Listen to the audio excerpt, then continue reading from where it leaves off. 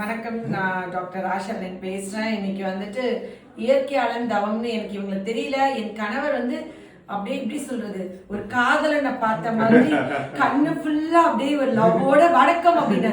Lenin யார் இவங்க அப்படின்னு எனக்கு இவங்க தெரியாத. லெனின் இவரோட பெரிய ஃபேன். இவங்களோட எல்லா இயற்கை விவசாயம் சொல்லிக்கிட்டே இருப்பாரு. இவர் நிறைய பாயிண்ட் சொல்வார். லெனின்க்கு இவ்வளோ விவசாயத்தை பத்தி அதிகம் பார்த்தா எல்லாமே இவரோட காணொலி பார்த்து சொல்லியிருக்காங்க. எப்பவுமே மரியாதை செலுத்தணும். இந்த மாதிரி உயர்ந்த உள்ளங்கள் பிரபஞ்சத்தை காக்குறவங்களை நம்ம வந்துட்டு நம்மளுடைய குலசாமி பாக்குற மாதிரி பாத்துக்கணும். அந்த அன்பிற்கு கண்டிப்பா நாங்க தான் உங்களுக்கு கொண்டாட போறோம். நீங்க அதாவது நம்ம வந்து நீங்க மருத்துவத்துல பண்றீங்க, இயற்கையே நம்ம விவசாயத்துல பண்றோம். கண்டிப்பா நான் ஏன்னா மக்கள்கிட்ட சொல்லுவேன், எல்லா விஷயத்துக்கும் ஆங்கில மருத்துவத்தை நோக்கி போவேன். ஆங்கில மருத்துவம் வேணும், அது வந்து ஒன்று ஒதுக்கி வைக்கக்கூடியது கிடையாது. அந்த துறையில தான் 13 வருஷம் இருந்தேன். இப்போ ஒரு எலும்பு முறிவு ஏற்பட்டுச்சுன்னா ஆங்கில மருத்துவம், ரத்தத்தை மாற்றணும்னு ஆங்கில மருத்துவம், அறுவை சிகிச்சைக்கு ஆங்கில மருத்துவம். ஆனா சளி பிடிச்சிருச்சுன்னா ஆங்கில மருத்துவம் போறது என்னால ஏற்க முடியல. அதுதான் மாத்தணும்னு நினைக்கிறேன்.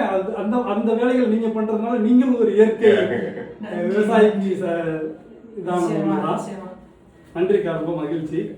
நீங்க சும்மா நன்றிக்கா. கண்டிப்பா 3வது புத்தகம் எழுதிட்டு இருக்கேன். கண்டிப்பா அது ஒரு 75 பக்கம் தான் உங்கள்ட்ட தரேன். நீங்க ஒரு 300 மட்டும் எழுதி கொடுக்கணும். ஆனா வெறும் ரொம்ப நேரம் படிக்க தேவை, ஒரு 10 நிமிஷம் படிச்சாலும் இந்த புத்தகம் இல்ல. இவர் புத்தகம் படிப்பாரு, பயங்கரமா படிப்பாங்க. நீங்க கொடுத்தீங்கன்னா அவர் ரொம்ப அழகா பக்கம் பக்கமா படிச்சிருவாங்க. இவங்க பயங்கர ரீடர். நீங்க கூட படிச்சுட்டு சொல்லுங்க.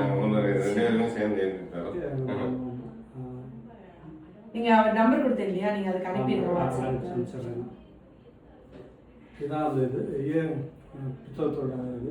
இன்னும் அச்சிட்டு வரல. நான் பணம் பேசுகிறேன். பணம் வந்து மக்களை பார்த்து பேசினா என்ன பேசணும் அப்படியே எழுதிருக்கேன். பணம் பேசுற மாதிரியே. நீங்க எல்லாரும் அதை நோக்கி ஓடிட்டு இருக்கீங்க, ஆனா அது கிடையாது வாழ்க்கை. அதுக்கு பின்னாடி ஒரு வாழ்க்கை இருக்கு, அதை நானே சொல்றேன், நீங்க தெரிஞ்சுக்கீங்கன்னு பணம் சொல்லுது நம்மளை பார்த்து. அந்த அதுல அந்த மாதிரி டாபிக் தான் நிறைய பேர் இப்ப நம்ம வந்து ஷார்ட்ஸ் நம்ம சோசியல் மீடியால இருக்கிறதுனால கட்டையான புக்கால தான் வாசிக்க முடியாது. இந்த புத்தகமே 75 பக்கம் தான், ஒரு ஷார்ட்ஸ் மாதிரி. இந்த மாதிரி இந்த மாதிரி எழுதுறேன். நான் எடுத்தோன்னு படிச்சு முடிச்சிடலாம்னு ஞாபகம் வந்துடும். நீங்க பெரிய புக்கா கொடுத்தீங்கன்னா பெரிய ஜெனரேஷன் படிக்க மாட்டாங்க. எல்லாம் ரீல்ஸ்க்கு ஷார்ட்ஸ்க்கு அடிமையாயிட்டாங்க. இல்ல நம்மளே அதெல்லாம் பார்த்துட்டு இருக்கோம். அவர் எப்படி அவங்க மாறுவாங்க. ரொம்ப உயர்ந்த மனிதரை பார்த்ததுல எனக்கு ரொம்ப மிக்க மகிழ்ச்சி. நிச்சயமா நீங்க நிறைய உங்களுடைய விருதுகளை உருவாக்கணும். என் கணவர் அவர் வந்துட்டு இந்த அளவுக்கு அன்போட நான் பார்த்தது ரீசன்ட் டைம்ஸ்ல. அண்ணனை பார்த்தா, சீமானனை பார்த்தா ரொம்ப அன்போட பேசுவார், ஒரு பாசமா கட்டி பிடிச்சுப்பாரு. அண்ணனே பாசமா முத்தம் கொடுப்பாரு. ஆனா அதுக்கப்புறம் அவர் இன்னொருத்தரை பார்க்கறது எனக்கு ஆச்சரியமா பிரமிப்பா இருக்கு. அது மேல அவர் மேல பாசம் வச்சு நிறைய பேசுனதுனாலே நிறைய பேர் ஏத்துக்க மாட்டேங்க. அது பாசத்தின் வெளிப்பாடுன்னு அவங்களுக்கு தெரியவே மாட்டேங்குது. சும்மா பேச முடியாது நம்ம உரிமையே இல்லாம. இல்ல அது நிச்சயமா அக்கறையிலே என்ன வேணா நம்ம சொல்லலாம். நம்ம அண்ணன் தானே. ஏன்னா எனக்கு இந்த இப்ப அண்ணன் இல்லைன்ட்டுனா, இப்போ எனக்கு வந்து கிளினிக் இருக்கு, உங்களுக்கு விவசாய வேலை இருக்கு. நம்மளால நம்ம வேலையை விட்டுட்டு ரோட்ல இறங்கி போய் ஒரு போராட்டம் பண்ண முடியாது. ஆனா நம்மளுக்கு மனசுல அந்த உணர்வு இருக்கும், எனக்கு இருக்கும், அவருக்கு இருக்கும், உங்களுக்கு இருக்கும். நம்மளோட முக கண்ணாடியா நான் வந்து சீமானை நான் பாக்குறேன். இப்போ காவேரி அணைக்கு இதுக்கு பேசணும், அரசாங்கம் பதவியில் இருக்கவங்க அதெல்லாம் பண்ணுவாங்க, எல்லாம் ஓகே. ஆனா என்னமா உங்களை மாதிரி நம்ம நினைக்கிறோம்ல, அதை பண்றதுக்கு ஒரு ஆள் வேணும். அதுக்கு யாருமே இல்லை. அப்ப அண்ணன் பண்றாரா சப்போர்ட் பண்ண வேண்டியதுதானே. எனக்கு இப்போ அண்ணன் வந்து மேதகு பேர் சொல்லலைன்னா இப்ப தமிழ்நாட்டுல வச்சிருக்க யாருமே இல்லை. அவர் மட்டும் தான் சொல்றாரு. ஆனா ஆமா, இப்ப எனக்கு வந்து எனக்கு வேலை இருக்கு, எனக்கு பண்ண முடியல. கலைஞர் காலத்துல இருந்து உண்டியல் எடுத்தாங்க, எல்லாரும் கேள்வி பண்றது. அதிகபட்சம் நம்ம என்ன கேள்வி பண்ணுவாங்க, திறன் நிதின்பாங்க. ஆனா இப்போ கலைஞர் அவர்கள் ஒரு உண்டியல் எடுத்து பண்ணது வந்து ஆரம்ப காலத்துல பண்ணி தான் ஒரு கட்சியை வளர்க்க முடியும். எனக்கு பேச நேரம் இல்லப்பா, நான் ஒரு ஆளை எனக்கு நம்பிக்கையா ரொம்ப அறிவா பேசுறதுக்கு ஒரு ஆள் இருக்காங்க, அவங்களுக்கு நான் நிதி கொடுத்து பேசுங்கன்னு சொல்றதுல தப்பு இல்லையே. ஏன்னா எனக்கு யாரு இருக்கா, என்னோட மேதகுன்ற பேரை பேச யாரு. செம்மணி பாத்தீங்கல்ல, இப்ப அகழ்வாராய்ச்சி பண்ணி தமிழர்களுடைய பாரம்பரியம், தங்கம் யூஸ் பண்ணாங்க, மோதிரம் போட்டாங்க, வெள்ளி போட்டாங்க, முதுமக்கள் தாலின்னு பண்ணி எடுக்கிற இடத்துல அதே அகழ்வாராய்ச்சி பண்ணி வெறும் என்னுடைய சகோதர சகோதரிகளுடைய எலும்பு கூடுகள் எடுக்கிறது எவ்வளவு அவலமா இருக்கு. அப்ப எனக்கு பேச ஒரு ஆள் வேணும். வேற யார் பேசுவா? நமக்கு வேற வேலை நமக்கு வேற வேலை இருக்கு. அப்போ நம்மள ரெப்ரசென்ட் பண்ணி பேசுற ஒரு ஆளுக்கு நம்ம சப்போர்ட் பண்றதுனால நம்மள ரொம்ப பேசி கிரிட்டிசைஸ் பண்ணி அப்படி பண்ணணும்னு தேவையில்லை. என் மண்ணுக்கும் மக்களுக்கும் பண்றதுக்கு ஒரு ஆள் இருக்காங்க, அந்த ஆளுக்கு நான் கண்டிப்பா உதவி பண்ணா பண்றேன். வெளிநாட்டுல இருந்து பண்றதா பண்ணணும். நம்மளுக்கு பேச ஒரு ஆள் வேணும். நம்ம எல்லாரும் பிஸியா இருக்கோம். நம்ம கேட்கவே இல்லைங்க, யார்ட்டுமே கேட்கவே இல்லை. ஆனாலும் ஏதாவது வந்துகிட்டே இருக்கு, இது மாதிரி இதை வச்சுக்கோங்க, நீங்க சீமையை கல்யாணம் ஒழிக்க நினைச்சீங்களே இதை வச்சுக்கோங்க அப்படின்ட்டு. நான் அதுக்கப்புறம் சும்மாவே வாங்கக்கூடாது, அதுக்கப்புறம் அவங்களுக்கு கருப்பு கவனி அரிசி மாவு இந்த மாதிரி விஷயங்களை அவங்களுக்கு அனுப்பிச்சு விட்டுறது. இல்ல நீங்க கருவேல மரத்தை ஒழிக்கிறேன்னு நினைக்கிறீங்கன்னா உங்க கூட முதல் கை. ஏன்னா என் கணவர் வந்து ஒருத்தவங்க கேஸ் போட்டு கருவேல மரத்துல வெட்டணும்னு சொன்னாங்கல்ல, அன்னைக்கு வந்து வெடி மட்டும் தான் வெடிக்கல. ஏன்னா அவருக்கு இயற்கை விரும்பினால அந்த தீபாவளி கூட வெடி போட மாட்டோம், ரொம்ப போட்டதே இல்லைங்க. குழந்தைங்க என்னைக்காவது ரொம்ப ஆசைப்பட்டு ரொம்ப பிடிக்கும், சின்ன வயசுல இப்ப பண்ணதில்ல. அப்ப அவர் கருவேல மரங்கள் இது சொன்னப்ப ரொம்ப சந்தோஷப்பட்டாரு. திருப்பி அது கேஸ் போட்டு ஸ்டே வாங்கினப்ப ரொம்ப வருத்தமும் வந்து கருவேல மரத்துல இருந்து, ஏன்னா ராமநாட்டுல ஃபுல்லா அந்த கறி இதுதான் இது. இன்னொரு மரம் வன்னி மரம் ரெடி பண்ணிருக்காரு. ஓ, வன்னி மரம் ஆக்சுவலி ரொம்ப சிறப்பு இல்ல. அதோட சிறப்பை பத்தி நம்ம ராமநாதபுரம் சிவகுரு பிரபாகரன் அவங்கள்ட்ட போய் பேசி, ஆக்சுவலி வன்னி மரம் வந்து என்னன்னா எல்லாத்தையும் வரவும் கூடாது. நம்ம பிள்ளையார்பட்டியில இருக்க வன்னி மரம் வந்து உங்களுக்கு தெரியுமாப்பா? பஞ்சபாண்டவர்கள் வந்துட்டு பஞ்சபாண்டவர்கள் வனவாசம் போகும்பொழுது அவங்களோட தங்க ஆபரணங்கள் ஆடைகள் எல்லாம் கரையா அரைச்சிடும்ல, கரையா அரைச்சிடக்கூடாதுன்னு சொல்லி வன்னி மரத்தோட வேர்ல குழி நோண்டி புதைச்சி வச்சுட்டு போவாங்க. 14 வருஷம் கழிச்சு வந்து அதை நோண்டும் போது அது புதுசு போலே இருக்குமா. அதை எடுத்து திருப்பி போட்டு திருப்பி உள்ள வராங்க. ஏன்னா ராஜான்னு தெரியக்கூடாது, அந்த ட்ரெஸ் பத்திரமா வைக்க இடம் இல்லை. வன்னி மரத்தோட வேர்ல கரையானே இருக்காது. வன்னி மரம் ரொம்ப சிறப்பு. 30 பக்கத்தை கொண்டு போய் நம்ம கலெக்டர்கிட்ட கொடுத்துருக்கேன். அவரோட பர்சனல் நம்பரை கொடுத்து இந்த இதை வந்து நீங்க ராமநாதபுரத்துல இது பண்ணுங்க.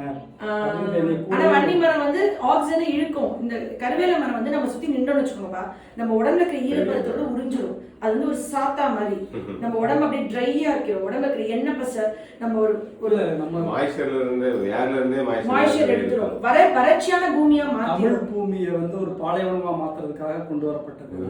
ஆனா இந்த பூமியில எல்லா இடங்கள்லயுமே வன்னி மரம் இருந்ததற்கான சான்று இருக்கு. நான் இப்ப அதுதான் ஆராய்ச்சி பண்ணிட்டு இருக்கேன். ராமநாதபுரம் மாவட்டத்துல வன்னிபுரம், வன்னி வாய்க்கால், வன்னிக்குடி, இதெல்லாம் எப்படி ஊர் பேர் வந்ததுன்னு நீங்க நினைக்கிறீங்க? வன்னின்ற எல்லா கோயிலும் மரங்கள் ஊரு கிராமங்கள் ஏகப்பட்டதுக்கான மரத்தை மட்டும் காணும். ஆனா இந்த வன்னி மரம் ராமநாதபுரத்துல இப்ப கருவேல் மரம் வளரக்கூடிய சூழல்ல வளரும். தண்ணி தேவையில்லை. ஆனா வறண்ட பூமியை பசுமையா வச்சுக்கோம். கருவேல் மரத்தை வளர்க்கறதுக்கு நீங்க என்ன பாடுபடுறீங்க? ஒண்ணுமே இல்லை. அது மாதிரி இதுக்கு தேவையில்லை. ஒரு 7 பக்கம் இருக்கு அந்த புத்தகத்தை உங்களுக்கு அனுப்புறேன். 7 பக்கம் பேப்பர் தான், புத்தகம் இல்லை. அது இப்பதான் ரிசர்ச் ஆரம்பிச்சேன். நீங்க அதை பாத்தீங்கன்னா வன்னி மரத்தோட இவ்வளவு அற்புதமா இருக்கு. ஆனா அதுக்கு ஒரு சொட்டு தண்ணி ஊற்ற தேவையில்லை. நட்டா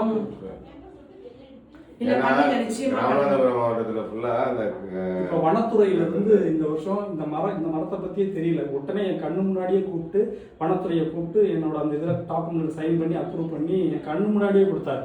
இது மாதிரி வன்னி மரத்தை வந்து உற்பத்தி பண்ணுங்க, உற்பத்தி பண்ணி தவம் எங்க சொல்றாரோ அங்க போயிட்டு எல்லாருக்கும் அவரே சப்ளை பண்ணிடுவாரு. வன்னி மரத்தை பத்தி அப்ரூவ் பண்ணிருக்காரு. படிக்கவே இல்ல. அவர் என்னோட 2 வருஷம் தீவிர ஃபாலோவர். அவங்க அப்பா அம்மா இன்னும் விவசாயம் பார்க்கறாங்க. உங்களை பத்தி நான் உள்ள போனோடனே இப்ப தெரிஞ்சிருச்சு அவருக்கு. நீங்க உங்களை பத்தி சொல்லவே வேண்டாம் கொடுங்க அப்படின்ட்டு சைனை போட்டுட்டு தான் பேசினாரு. என்னன்னு சொல்லுங்க இப்ப சொல்லுங்க. இப்ப என்னன்னா நம்ம ராமநாதபுரத்துல ஒரு 10 இருந்து 15 லட்சம் வன்னி மரக்கன்றுகளை எப்படியாவது உருவாக்குங்க. வருஷமா கொஞ்சம் கொஞ்சமா 1 லட்சம் 2 லட்சம் எல்லா இதுக்கும் வந்து மாற்று மரம் கொடுப்போம்.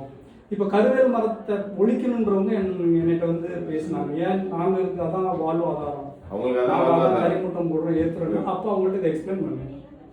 கருவ மரம் என்ன கெடுதல் கிடையாது, அதை எரிச்சா கெடுதல். அதை விட இது வெயிட் கூட இருக்கும், அதை விட இது விண்டு எரியும். வன்னி மரம் அதை விட வைரமானது. அதுக்கு தண்ணி ஊற்ற தேவை, இதுக்கு தண்ணி ஊற்ற தேவை. அதுக்கும் முள்ளு இருக்கு, இதுக்கு முள்ளு இருக்கு. இதனுடைய இலையை ஆடு மாடு சாப்பிட அதை சாப்பிடாது. இது ஆக்சிஜனை வெளியிட அது வெளியிடாது. இதை சுத்தி நீங்க விவசாயம் பண்ணீங்கன்னா இந்த நிழல்ல எல்லா பொருளுமே வளரும். ஆனா அதுல வளராது. இது கீழே நம்ம இலைப்பார்ல உட்காரலாம். இந்த இலைகள்ல வச்சு நீங்க பூச்சி விரட்டி தயாரிக்கலாம். இலை பூச்சி விரட்டி நான் வந்து இங்க சொல்லிட்டு வந்தேன். 400 ஏக்கர் போனது இல்லையா, அங்கேதான் இந்த மரத்தையே கண்டுபிடிச்சேன். தென்காசியில இருக்கு, கடையம்ல வன்னி பிள்ளையார் அப்படின்னு ஒரு கோயில் இருக்கு. அது பின்னாடி இருந்துச்சு இந்த மரம். ஓ வள்ளிமரம் 2 மணி நேரத்துல பிள்ளையார்பட்டியில இருக்கு, பின்பக்கம் இருக்கு. அதுல இருந்து அதுக்கப்புறம் இது என்னென்ன ரிசர்ச் பண்ணி அப்புறம் எடுக்கிறப்பதான் தெரிஞ்சது. நான் அந்த கல்லூர் பக்கத்துல ஒரு கிராமம், இந்த செட்டிநாடு பப்ளிக் ஸ்கூல் இருக்காங்க, சேர்மன் அவங்க பேத்தி காது குத்து ஃபங்க்ஷன் போனேன்ல, அங்க ஒரு வன்னிமரம் பார்த்தேன். வன்னிமரம் எழுதியதான் அப்படியே கட்டி பிடிச்சிக்கிட்டேன் நான்.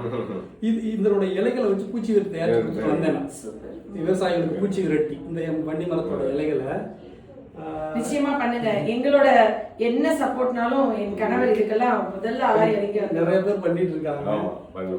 ரொம்ப சந்தோஷம். ரொம்ப நேத்து உங்களுக்கு அனுப்பிச்ச ஒரு பதிவு வந்து மெசேஜ் எனக்கு யாருன்னு தெரியல. ஏன்னா இன்னைக்கு நீங்க பிஸியா இருப்பீங்க தெரியும். ஞாயிற்றுக்கிழமை சரி பாத்திரலாம் சந்திச்சிருக்கலாம்.